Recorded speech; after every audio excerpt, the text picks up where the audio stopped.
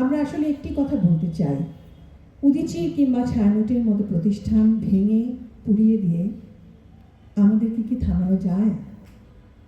আমরা সেই ছায়ানটেই মূল মিলনায়তনে আজকে অনুষ্ঠানটি করছি।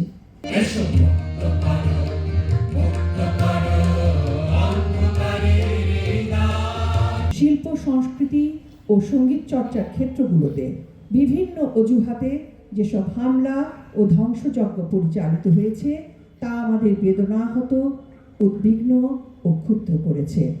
একদিকে গণমাধ্যম ও সাংস্কৃতিক প্রতিষ্ঠানের ওপর আক্রমণ প্রতিরোধে প্রশাসনের ব্যর্থতা এবং অন্যদিকে শৈল্পিক প্রতিবাদ ও সংহতি প্রকাশে অসহযোগিতা ও বাধাদান অশুভ প্রবণতার ইঙ্গিত বহন করে।